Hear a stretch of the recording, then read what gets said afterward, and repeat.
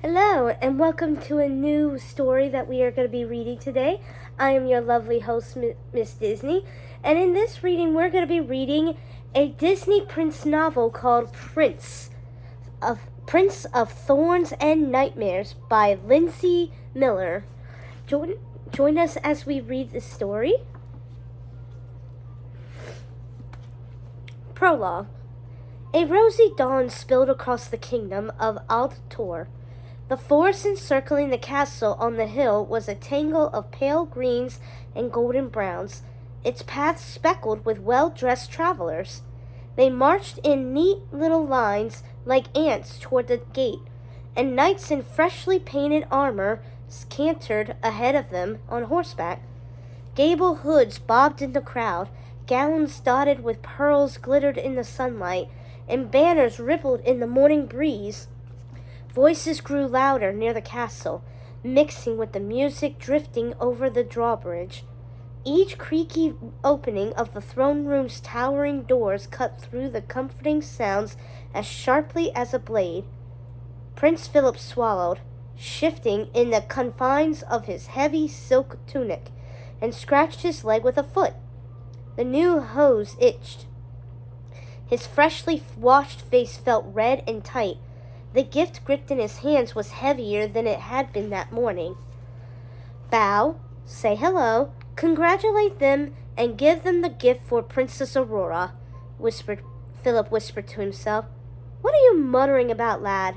His father, King Hubert, asked, eyeing Phillip over his shoulder. Phillip swallowed. Nothing. The two of them were at the front of a long line of visitors before the doors to the great hall of the castle. They had spent the last few moments waiting to be announced to those gathered in the hall, giving Phillip plenty of time to worry. Earlier, he'd had the walk to distract him from his thoughts. Can't be talking to yourself when you meet Stefan, said the king. This is the first time Stefan and Leah will have seen you since you were a baby, and you want to impress them, don't you? Of course, said Phillip. Phillip had to impress King Stefan and Queen Leah.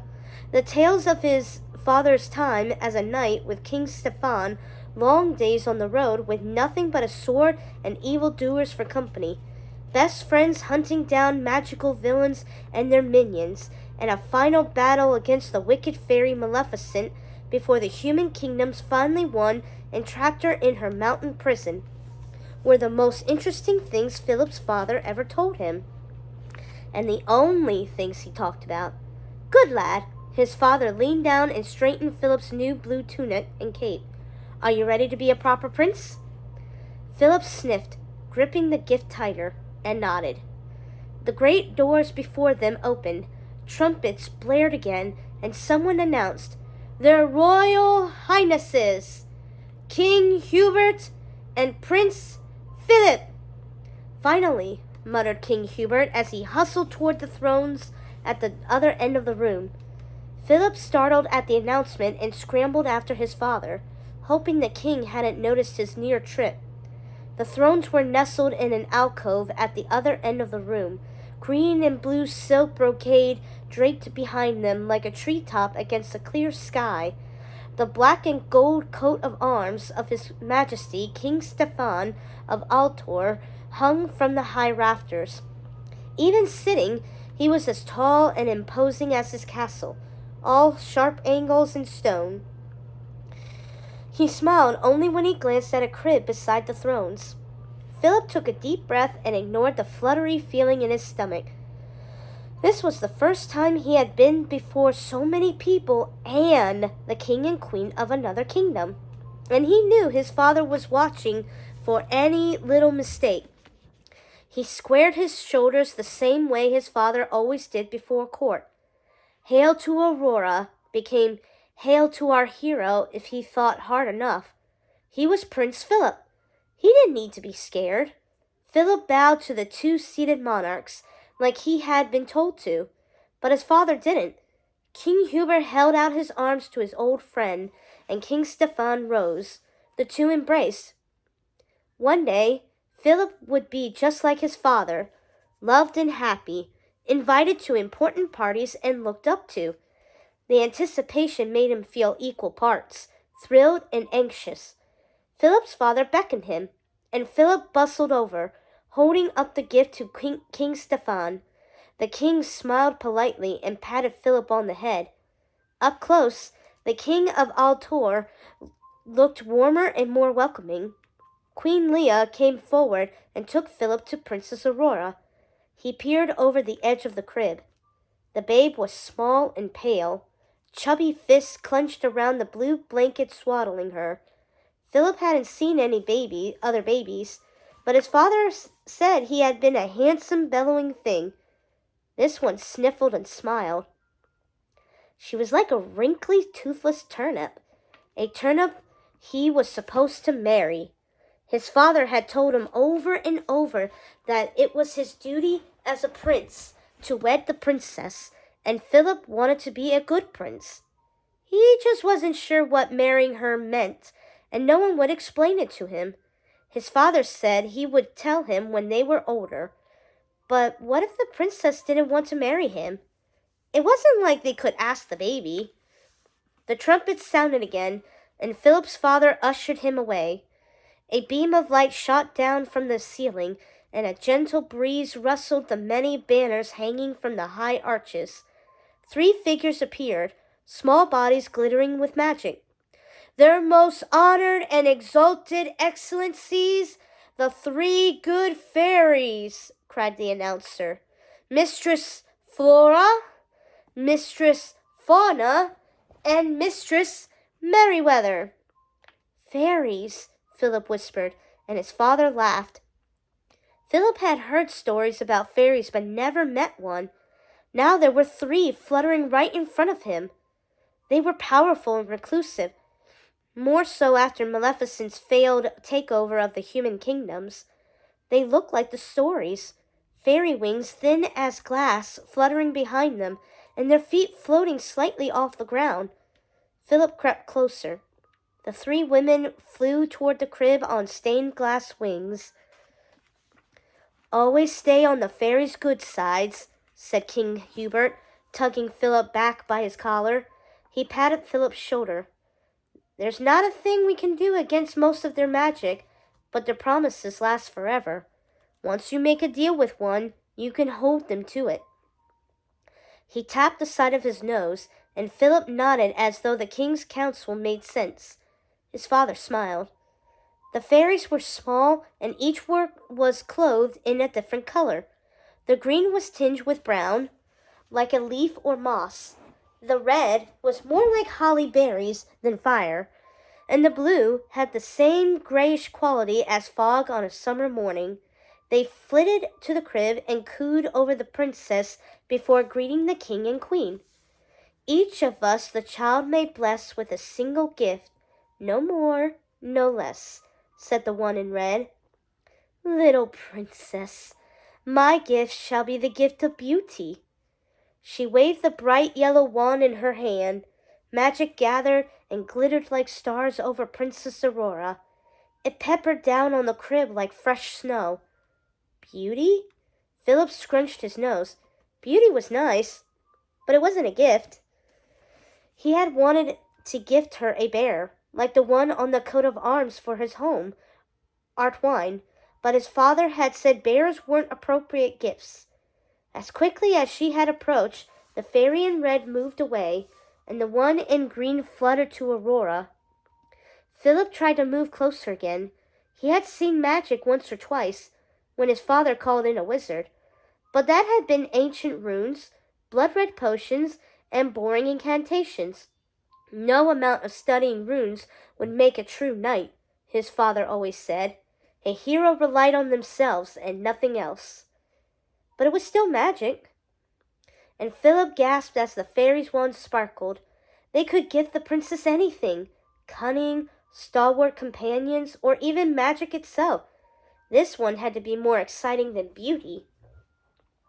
"Tiny princess," said the fairy, "my gift shall be the gift of song." "Song?" Philip asked, looking up at his father. "What good is that?" "A lovely face and voice make for a lovelier wife," whispered King Hubert. Something you should be thankful for. Philip wasn't sure what a wife was, but the golden music box he had given the princess had been pushed aside for the fairies' gifts. They would never have been able to push a bear aside. Why does that matter to me? Philip asked. You said gifts are for the person you give them to.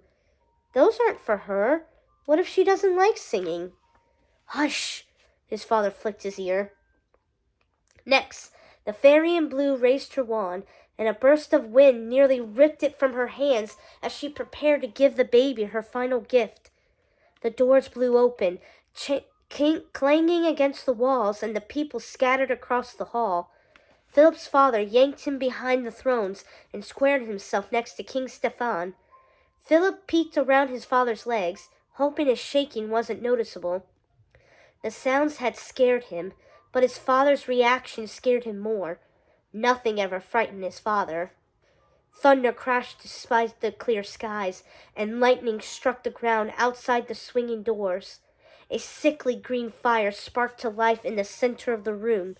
Smokeless and shifting, the flames twisted in on themselves until they formed a lithe figure taller than even King Stefan. Her headdress rose over her, and her cloak moved like flickering shadows. She smiled, her sneering mouth a red slash across pale skin. A raven perched on the orb at the tip of her staff. Why, cried the red fairy, it's Maleficent! The name shot through Philip like an arrow.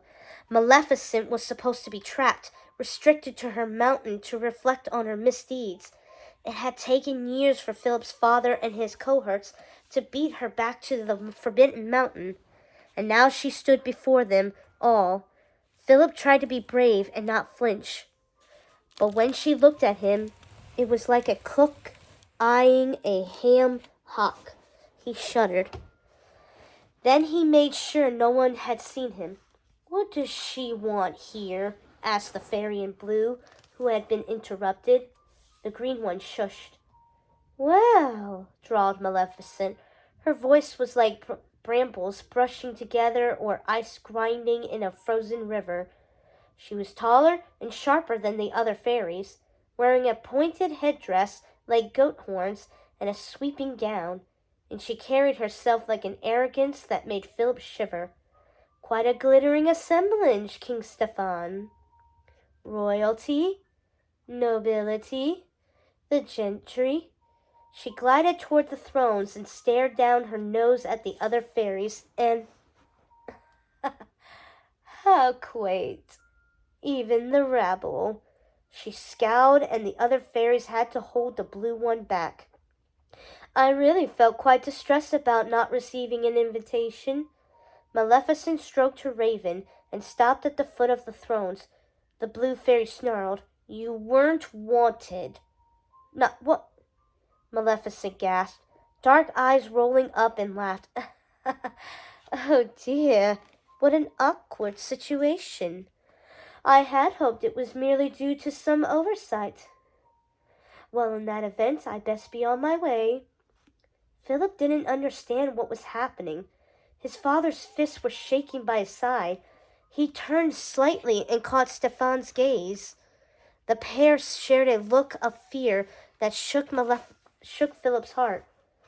Maleficent turned as though to leave, but a raven stayed twisted to glare at all of them.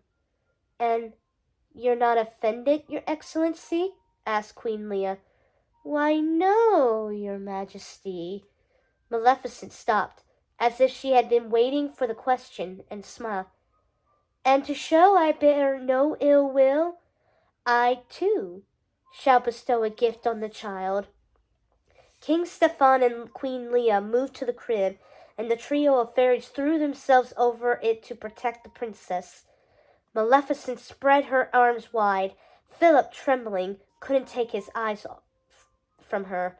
Listen well, all of you, she said, and her voice echoed terribly, unnaturally, until it was all Philip could hear. The princess shall indeed grow in grace and beauty, beloved by all who know her. But before the sun sets on her 16th birthday, she shall prick her finger on the spindle of a spinning wheel and die. The raven took flight, and Maleficent swirled her fingers around her staff. Monstrous silhouettes sank from the green magic growing around it, and Queen Leah gasped. Phillip ripped his gaze from Maleficent. The queen scooped up Aurora into her arms, and Maleficent only laughed at her fear. "Seize that creature!" King Stefan yelled. His guards surged forward, but Maleficent's staff glowed green again. Laughing still, she said, "Stand back, you fools!" Lightning flashed, and she was gone. A green orb of drifting magic hanging in the air where she had been. Her raven called once and vanished into it. The magic faded. Phillip started repeating to himself what had happened, pinching his thigh to make sure it was all real. It was like a nightmare, and no one had done anything to stop her. 2 legendary kings in a hall full of knights, and Maleficent had cursed Princess Aurora and left like it was nothing. It wasn't at all like the stories. His father and the king hadn't struck out to meet Maleficent with their swords drawn. Philip's father only kept a firm grip on Philip's arm and kept shuffling them away from where Maleficent had stood. King Stefan and Queen Leah looked over Aurora with frantic eyes, and the red fairy approached them slowly. The crowd crept forward to the edges of the hall, people trying to see the princess or talk to the guards. He heard someone ask how this could have happened. He wanted to know that too. He tugged at his father's tunic and was ignored. "Don't despair, your majesties," the fairy in red said. "Merryweather still has her gift to give." "Then she can undo this fearful curse?"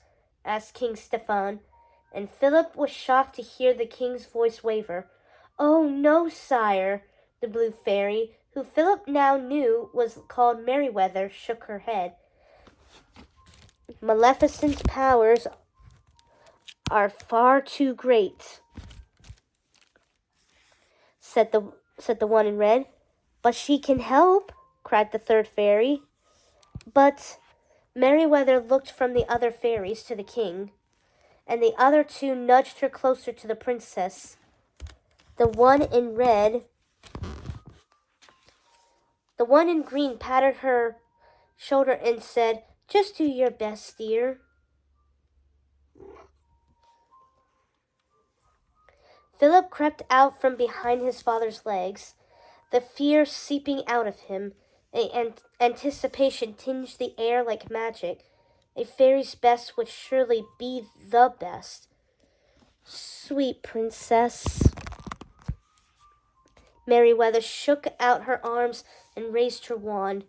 "If through this wicked witch's trick a spindle should your finger prick, a ray of hope there still may be in this, the gift I give to thee.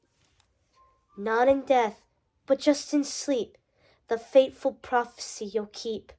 And from this slumber you shall wake, when true love's kiss the spell shall break."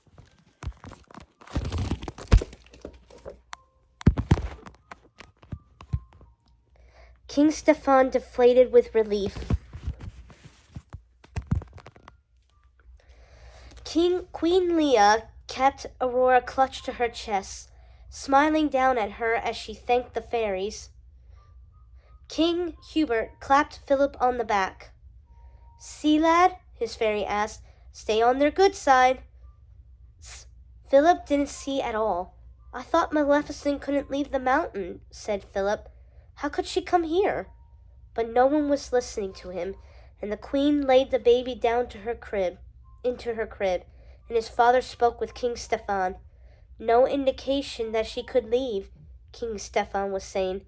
"None. My scouts have reported nothing unusual, and the fairies clearly had no inkling of her escape." Phillip's father huffed and rubbed his chin. "I'll ask Barney. Her powers returned faster than expected, or she burned it all in order to escape today. Barney will know." King Stephan's hand never left the cradle. The fear was gone, but attention had taken hold of all of them. Phillip peeked over the edge of the cradle, prodded the princess's cheek, and huffed. Beauty and song. I'll still get you a bear, he whispered to her. Sounds like you'll need it.